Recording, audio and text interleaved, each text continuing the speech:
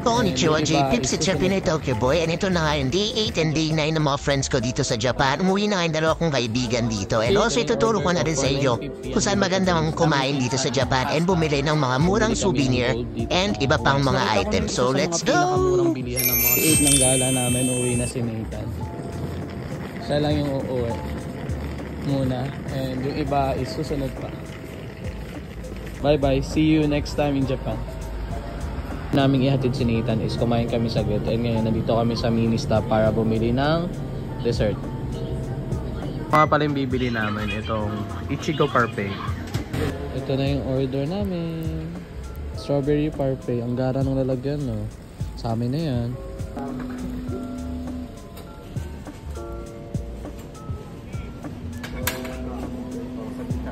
Sabihin mo kay Paul, thank you very much.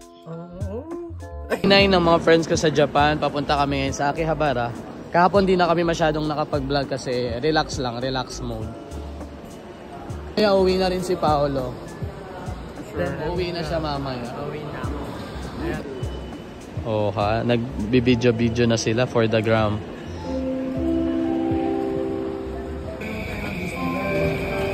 Nga pala kami kakain ngayon sa Cafe Gasto. So, sa breakfast meal nila dito kasama na tong drink bar. So, pili tayo ng drinks. As usual tayo, vegetable juice. Pupunta kayo sa Japan, isa to sa mga suggestion kong restaurant, family restaurant na magandang kainan and hindi ganun kamahal yung mga presyo dito. Yung order namin. Ito na yung order ko, for $9.50, unlimited drinks na din siya. Meron ng tuna, sausage, bacon, egg, and salad. Itadakimasu. Yung order nila, kay LM is karage, kay Paolo is toast and egg, and kay Jello is pancake and egg. Pancake.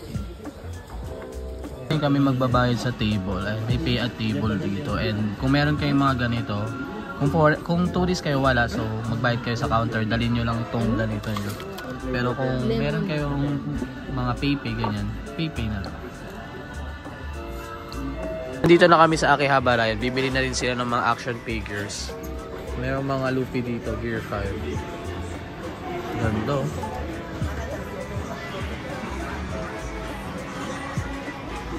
Kung tayo pa yung unang mabubudol, meron silang Toge Inumaki na kinokolek ko. Yes. Hindi ako yung bumili. Kami ngayon sa Softmap, meron din ditong mga Pokemon stop toys. Si Anya in Euro, mahal nga lang, 24,800 din. Super Mario, 5,740 lang, ang laki. Nakita ko na yung isa sa mga pinakamurang bilihan ng mga souvenir dito sa Japan. Nandito siya sa Akihabara. Bumili kami ng gold dito sa Ueno. Ito nga pala yung kapartner kong tindahan ng gold, and from 107,000 yen, naging 90,000 na lang if you use my code. Halos ano rin to, 8 grams na gold. So ayun, lagay ko na lang yung link sa baba. And yung itsura ng front. Almost 34,000 na lang siya, 50 centimeters na gold, 8 grams. Medyo mura na to. Pay na si Pao, so yan. Uwi na muna siya sa bahay, kunin niya yung gamit and direct siya na sa Japan Airport na dito. See you next time. Bye bye. Pag bumili ng gold is pumunta kami dito sa Onitsuka Tiger. Dito lang sa Parco Mall, sa Ueno pa rin. So ito yung mga available na sapatos dito. Stop nyo na lang. Dinner dito kami sa Saizeriya. Isa to sa mga suggestion kong family restaurant. Kung pagod na kayong kumain ng Japanese food and gusto nyo mag-Italian food. Ngayon, dalawa na lang natitira sa bahay ni JP. Marami itong ibig. Umuwi na yung dalawa. Italian restaurant to. Maraming pasta and pizza. So I suggest ito. Tapos yung sa pizza naman, depende sa gusto nyo, kayo nang bahala.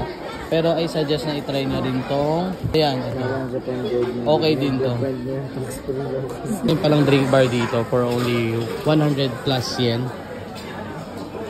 Papansin nyo, ang daming bumibili dito kasi medyo mura talaga yung bilihin dito sa restaurant na to. Isa sa mga masarap na menu dito, itong chicken, karami chicken. Try nyo rin.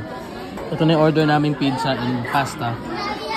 Masarap din tong ink squid pasta, kaya try nyo.